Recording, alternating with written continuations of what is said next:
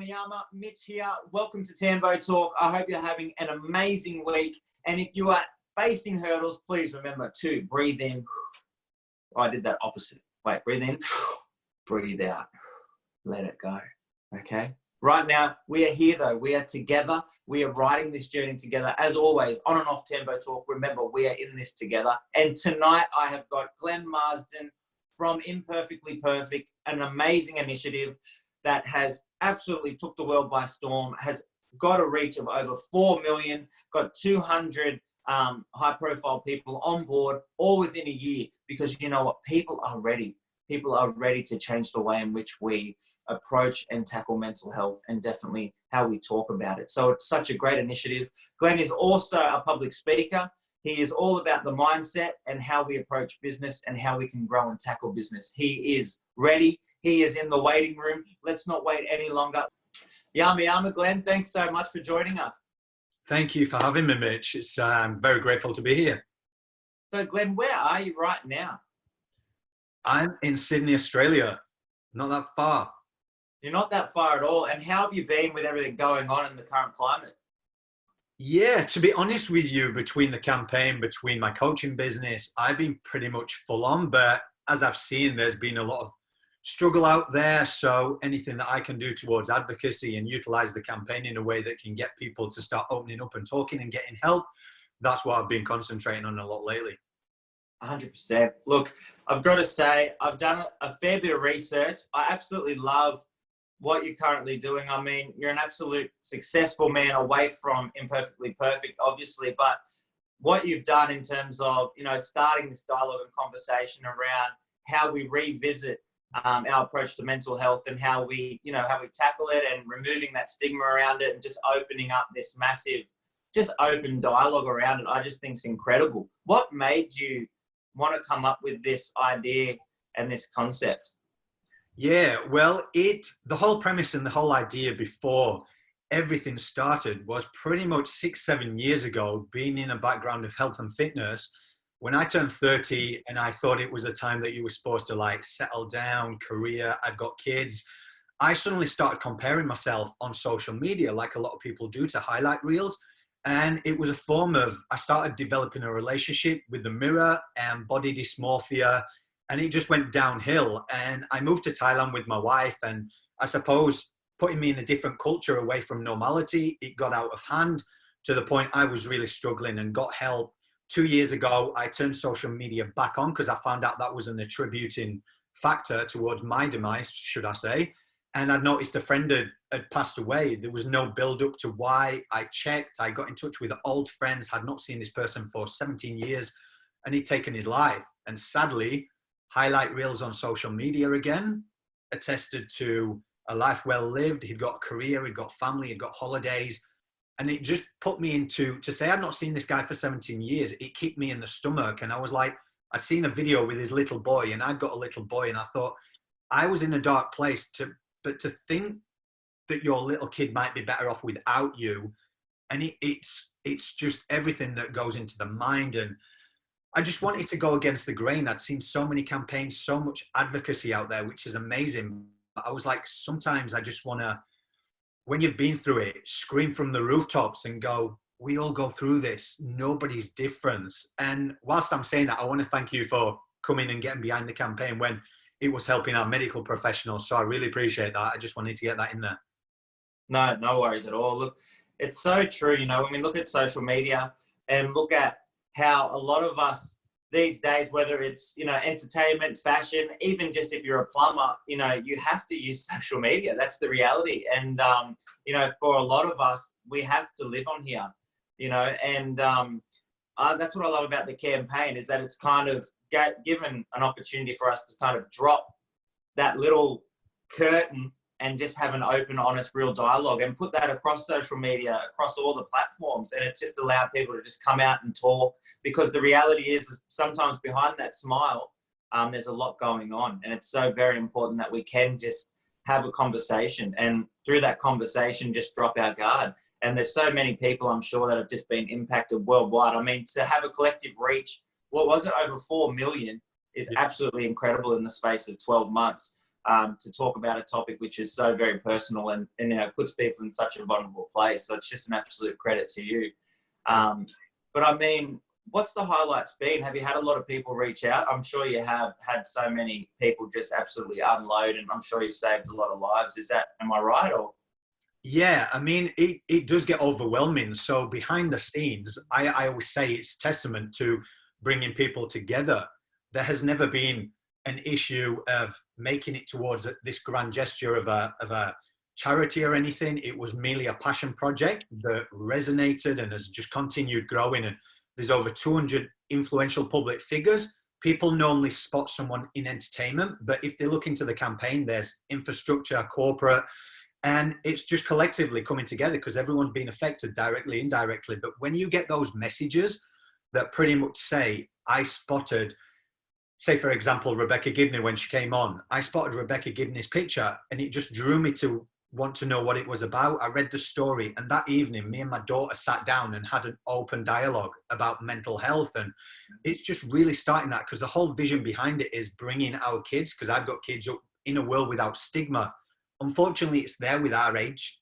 We can create the awareness, it is there, but our kids, if we can leave an imprint, that it doesn't have to come up, and like you do within your communities. And we've brought and touched upon Joe Williams too, ex NRL player, talks about Indigenous, and he taught me all about the communities and got me into that. And then we've got different cultures, different religions, and just immersing yourself to really find out how everybody works and why people don't speak about it, and just being very mindful as well, because it's a topic that sometimes can cause triggers. So I've always got psychologists to make sure the messaging's correct. And went and knocked on doors and just said, look, I'm doing this, can you help me out? And it was like, if we can help.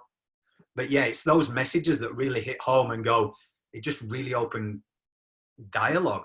Yeah, totally. I mean, it's such a beautiful thing. And, you know, touching on your kids and that generation, it is quite, you know, crazy the impact that it does have, you know, in terms of social media. You know, all of these apps have filters where you can change the look of your face, your appearance. You know, like for me, when I was coming up, we were riding bikes through the mud. We were outside, you know, and I think all of us have to, whether we like it or not, step into that realm so we can cater to, you know, the generations coming up. And to our youth and kids and family members, you know, nephews, nieces, because they are in this realm that is completely different to how we come up.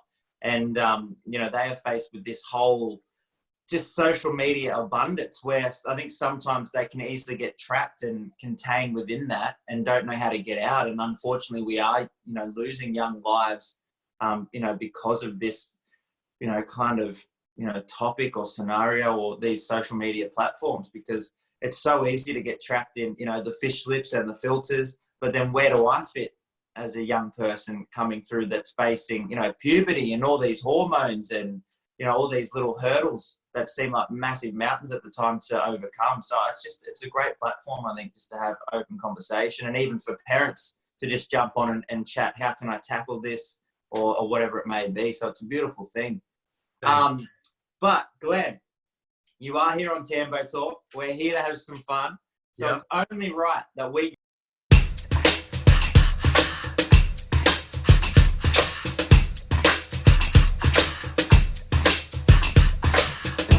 go diving deep.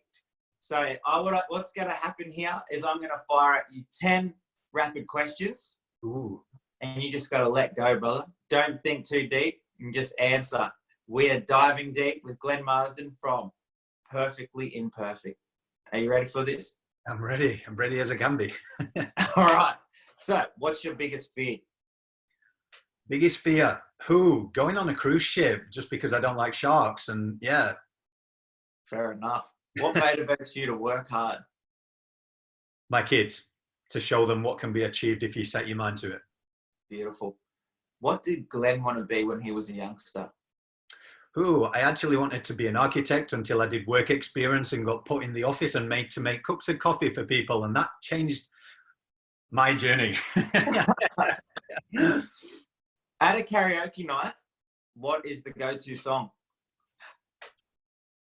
You know, everything I've been through, adversity and everything, I'll actually do the cheesiest one that everyone always goes to, but it'll probably be I Will Survive. Boom, there it is. Good answer there. You've done so much, in particular with, Perfectly Imperfect and, all your public speaking, performance coaching. But what would be your most, the biggest accomplishment that you're most proud of? To literally see the look on children's faces. So we've just started some upcoming workshops, and just to see little kids, and when I've got somebody at the side of me, because me, although I'm behind the scenes, I've done this, I've never really pushed myself to the front, but when I can bring someone highly acclaimed that someone recognizes off TV and just breaks down that narrative and go, it's not all you see on TV, you don't see what goes into it, and you see these little kids just go, wow, it makes me feel so much better. Like, I know it's not going to be like this. Like you say, the social media, we're so communicated, yet we're so isolated at the same time. To see the look on kids' face when they realize that they're not going through struggles alone, I'd say that's any achievement outdoes anything. Yeah, I love that. What would you rather do? Wash the dishes, mow the lawn, vacuum the house? Well, I always go into apartments, so we never have a garden because I haven't got green fingers, so that's out of the way. Wash the dishes. My wife always puts the dishes back in and does them again because she says I don't do them right. So I'll go for the hoover the house. Okay, so here we go. I think this one, it's a good question, because I think it shows the character of a person or what they're really about. So what would you rather do? Win the lottery or work your absolute perfect job? Work my absolute perfect job. And why? Because what I'm doing now, I always thought when you think of your purpose in life, you can find something. So mine, I have gone in so many different journeys, and I've come to the realization that being of service to other people, helping other people, I thought that was my purpose, and I absolutely love that. However, the self-development journey that I've been on, the purpose in life is actually finding out about you. So that's why I'd keep on working, just because I think in ourselves, the greatest gift you can give to yourself of work and keep on working is learning and growing in yourself. Like if you're given a lottery win, you've seen how many people just go through that money. It doesn't change the person you are. So totally. What's the craziest thing you've ever done for love? This was the best one. When I proposed to my wife, we actually went to the Blue Mountains, and I'm visual. The campaign's visual. So I made this whole montage of mine and my then fiance's life together, did it all on a laptop, put it all with good music. We went in and I got this little backpack on my back, walked through the Blue Mountains, and I won't swear, but it started absolutely throwing it down torrential rain. So I started pulling my fiance back to the car. It was about half an hour we had to run. And she was like, why are you running? So I've got her laptop in my bag and I'm thinking, it's gonna. Anyway, we got in the car and I had to explain, and then I ended up proposing in the car. Wow. So yeah, that's probably the craziest thing. Setting that up didn't go to plan, but we've been married for 10 years. Wow, there you go. Well, she said yes. Look, it went how it was meant to go. Exactly.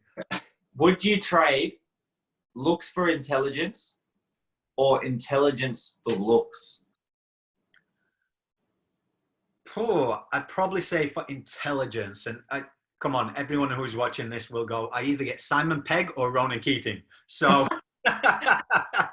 all the time. So yeah. I'll go with intelligence. I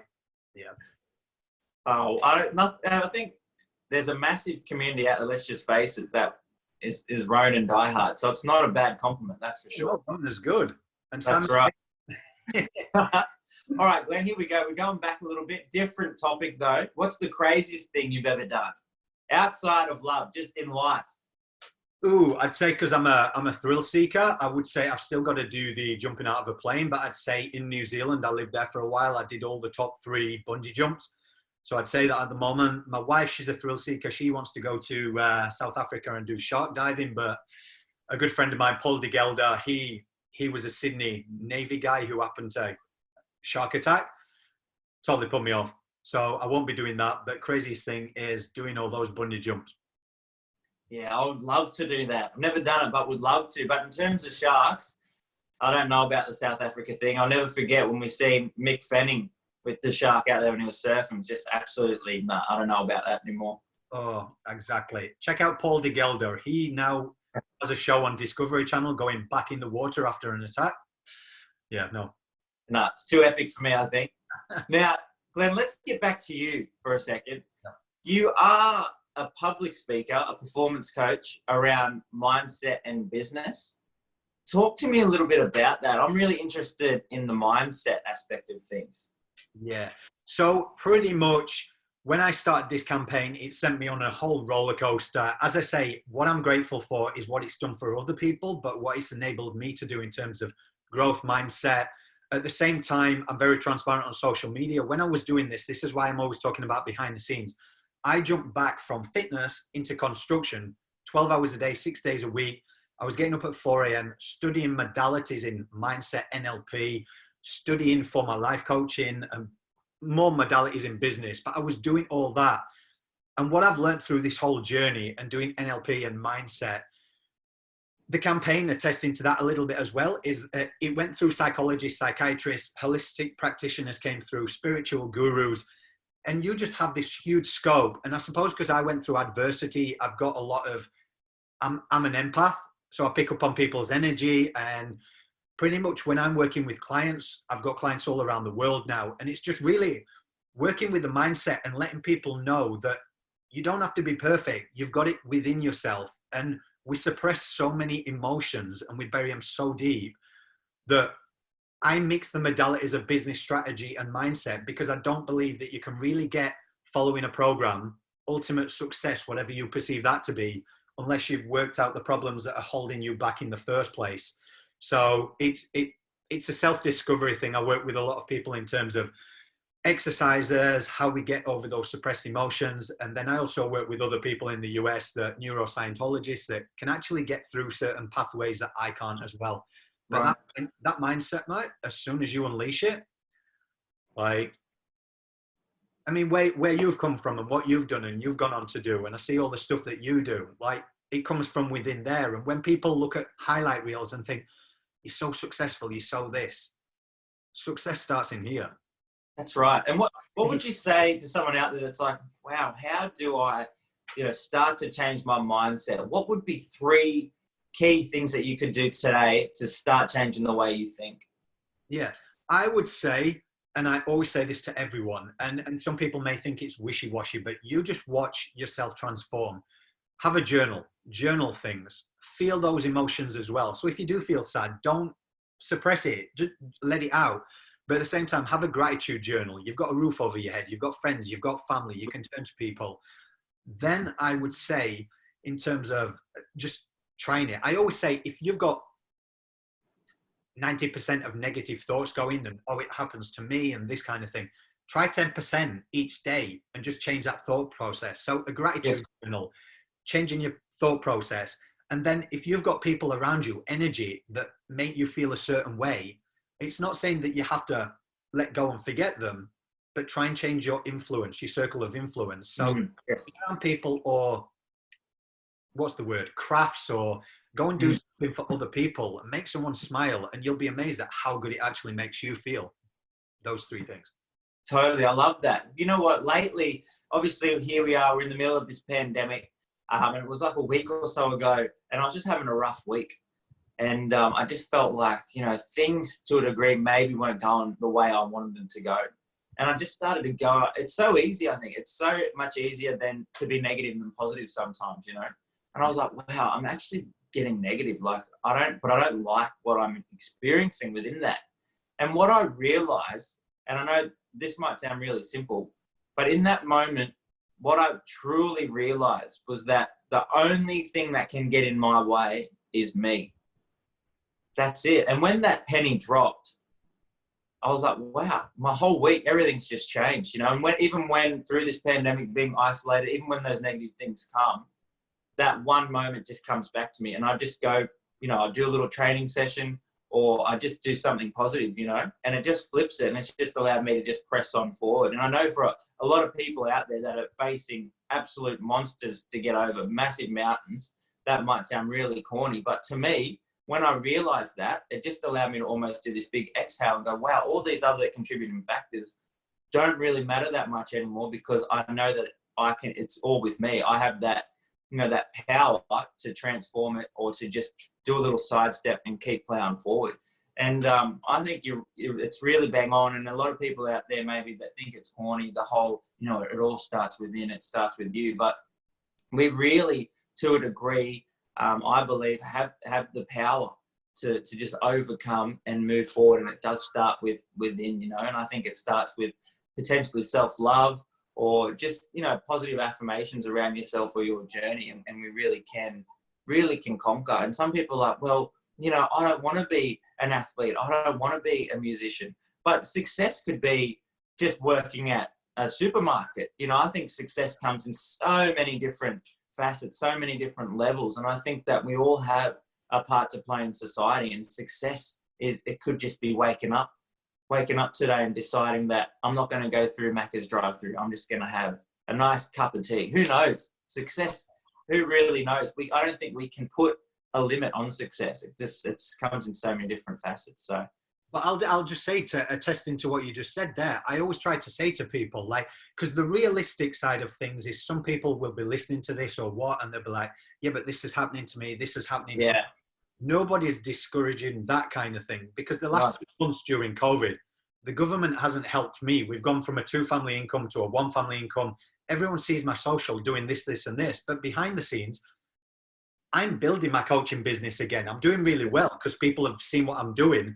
Yes. But you will see my stories, and I don't want to come across and sit here and go, I'm doing this and this. And friends will reach out and see socials and go, you're killing it, Glenn. And I'm like, do you know what time I get up, the behind the scenes? And they go, but you're so successful. And I'm like, my success to me is just having enough money to cover the bills, have a holiday, and enjoy my family. Yeah. For me, I'm not quite there. So, but what you perceive as success is like, you see me talking to Mitch, or you see me on a show, or you see me on this. That means nothing to me, because it's giving it a platform to help other people. But like, people will see you on stage and the fire relief. I was like, bloody hell, mate. Your voice is incredible, by the way. But they don't see how long it takes to get there. And your success could be just being a voice for your community, like you talk about, and just, I don't know, because your success is different to mine. And I think some people just attribute this monetary gain and this thing. And I'm like, hey, if it comes down to money, I'm like, I'm certainly not where I need to be. I've not worked for 3 months. Like, so, and that's why I say on air, because I don't want anyone ever thinking that they're going, oh, he can sit there and say this and say this. But I'm like, I've struggled like everyone over COVID. Like, do you know what I mean? So totally. I feel you totally. I mean, I'm here talking to you, and I'm still pressing forward. But my reality too is that, you know, X amount of months ago, I had a calendar that had me set for the year, and I woke up one day and it was just being erased by the hour, you know. And certainly there's been a massive loss there. But then the ability, I guess, to just remain positive has allowed me to create this platform and be able to engage and talk with people. So I guess it's really whether you're a half cup empty or half cup full kind of vibe, you know. And like you said, it's different to everyone how you approach it. The main thing is I think, regardless of how you see it, is that you know that when things are tough, you're not alone, and that there's support networks out there to help you get through and get to the next phase. And that's where Imperfectly Perfect comes in. And I just think it's such a great initiative. Now, Glenn, you are here. You're on Tambo Talk. You've committed. There's no turning back. So we are here. We are at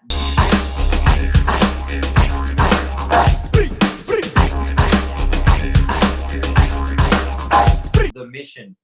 Now, the mission here is where we get a little interactive. We like to get to know you a bit more. So what you need to do in this mission is find us something to talk about from the fridge, the most sacred item you have in the house that is sacred to you, your most favorite item in the house, and a piece of clothing that holds the best memory to it. What, you want me to go get them now and then come back? I want you to take us on this journey as quick as you can. Then we're going to sit back down. You're going to talk us through it. Are you ready? Oh, so I'm running you around the house as well? You're running us around, Glenn. Let's go. Oh, let me... Here we go, mate. This is interactive, isn't it? I'm like... Oh, Yep. Okay, so I'll say something that means a lot to me. Sure. The campaign, because it's done a lot and it's helped people. So I'll say that. Sure. Fridge. Oh, we haven't been shopping, mate, so I don't even know if there's anything in the fridge. This is going to be really embarrassing if not. How much I would say this is my food thing. I'm obsessed with training. So. Oh, awesome. Yep. And what's the other question, mate? Sacred. We've got sacred favorite and most memorable piece of clothing. Ooh. Got the best memory attached to it. I'm assuming that the imperfect was your most sacred and favorite, so we'll tick that off. I'll bring one which I've still got, and it's partly due to sacrifice and everything because of what I had to go through, and it was probably a sacrifice of my year. I'll say, here I go, working on a work site for the 12 months that I built this campaign and took it international. That means a lot to me. So I'll keep that, because that is special. Did you actually work on construction site? I'm like, look at all my pictures, and then that's my piece of clothing to go. That was full of hard work, tears, bloody sheer hard. Yeah, the lot. So wait, so let's just pause for a second. So that piece of clothing, to get everything up and running, you went and worked on a construction site to just get the funds together and to fund it and things like that. Is that what you're saying? Yeah, so I've got 2 kids, I've got mortgages, and my background is running health clubs. I was looking after about 200 staff, stressed everything. One day, 3 guys from these government projects out in Sydney came in, got talking to them, told me how much they were earning. In my head, I'm going, okay, I can earn X amount. If I do it for a year, I'll put that amount of savings away. I'll put that on mortgage. I'll cover the rent. Then I can go to America, and I can... So when it's gone to America and that, everything's just come out of my pocket because I want to take this global. And that's why it means a lot to me. I'm just like, it was sacrifice. And when people suddenly think these programs, that these business coaches and that, nothing against them, but think there's a quick road to success, I'm like, there isn't. There's no... People suddenly say, I can get you somewhere. You just have to pay me to tell you the secret. I'm here to go against the grain and say, there is no bloody secret. It's it's hard work, sacrifice, consistency. Totally. No, I feel that. Now, Glenn, I couldn't have you on here today without teaching you a little bit of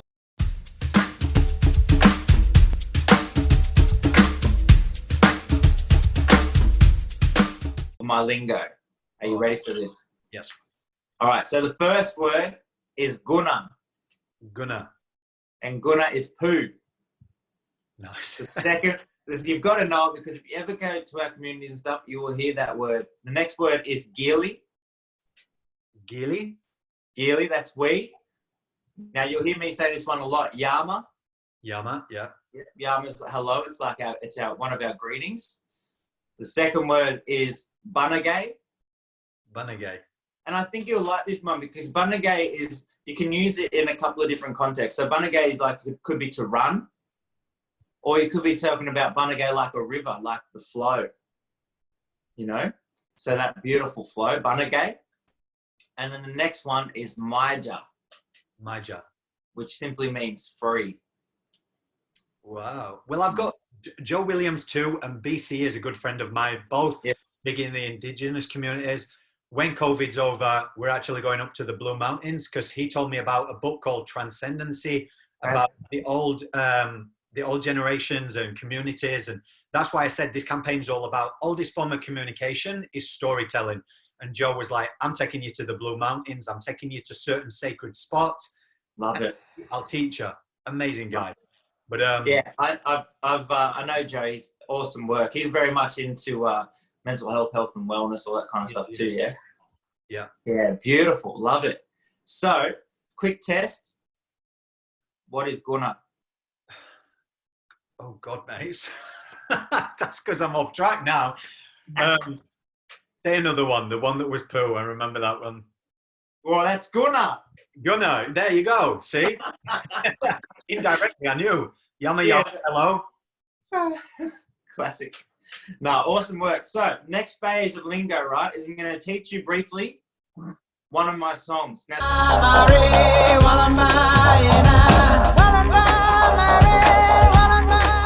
this song is called Wallenbar. Wallenbar means strong. And the lyric of this song is Wallenbar Murray, Wallenbar Yinna. So it's simply strong man, strong woman. So it goes like this. It goes, Wallenbar Murray, Wallenbar Yinna. You reckon you can do it? Mate, I am not singing. I have got the voice. No, you can't. You've committed. I just need one line. Do it one more again. Wallenbar. Okay, ready? Wallenbar Murray, Wallenbar Yinna. God, I don't even want to follow that, mate. No, you've got this. I believe in you. It's all about that mindset, Glenn. Let's go. It is, but I know I can't sing. Wallenbar, Murray, Wallenbar. Yinna. Yinna. Yeah. Sorry, mate. I'll have to let you down on the singing. I really... Well, I'll do everything. But I'm just going to turn it back on you really, really quickly, mate. So, yeah. Yorkshire lingo. A-up. What is it? Say that again, sorry. A-up. A-up. How they doing? How they doing? Hello, how are you? That's Yorkshire lingo. Remember that. Can you do that? Can you just give us a full sentence? Can you go? So if I was talking to someone back home in Yorkshire, it'd be like, hey up, how they doing? Are they going to pub tonight? I'm going to town with our lass. And that's, hello, how are you doing? Are you going to the city or town tonight? Yes, I'm going with my girlfriend. Who was she with? Was she with him? Who was she with? Was she with him? We just, yeah, so there you go. I've got my own lingo. So is that like, is that kind of like a broken English kind of vibe? You know what? Yorkshire, Northern England is very, it changes all the time, but we almost sound like Shakespeare.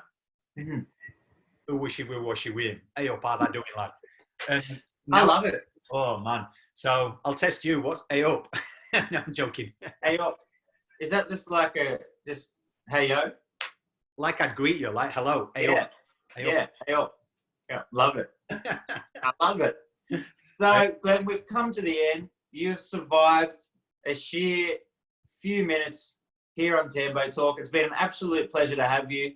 I think it's just so important that wherever we can celebrate and showcase and give a platform to anyone that is doing work around mental health awareness and certainly trying to change the face of how we tackle mental health and how we talk about it, definitely needs to be out there. Let the world hear about it. And just thank you so much for your great work. I really appreciate it, along with the thousands and millions of people around the world, which I'm sure agree with me and appreciate it too. Before you go though, there's one more part of this journey, and it's a beautiful part, and I'm sure you're going to enjoy this part. And it's simply about you having a platform to just say whatever you feel to anyone out there that is listening or watching. All you have to do though is start it off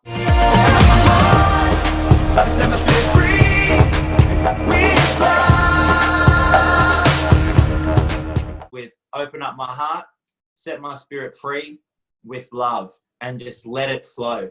I think right now is such a poignant time for, positive, empowering words to any youth out there that may be listening, or anyone in particular that just may be at a place of their life where they just need to hear something, just to get them through. So it could be about anything, Glenn. The floor is yours, but you just got to kick it off with open up my heart, set my spirit free with love. Okay. So it's not going to be a long one. It's going to be, and I say this to a lot of people, open up your heart, set your spirit free. What was the last one? Sorry. With love. With love. You are worth it. 2 single words. Know that. Boom. I love it. Short, sweet, simple, powerful, on the money. You are worth it. So thanks so much, Glenn. I really appreciate your time. Have the best week. We are going through this pandemic together. Keep doing your thing, brother, because you're absolutely moving mountains. I really appreciate it. Thank you. Appreciate you and all the work you do as well, mate. So thank you very much.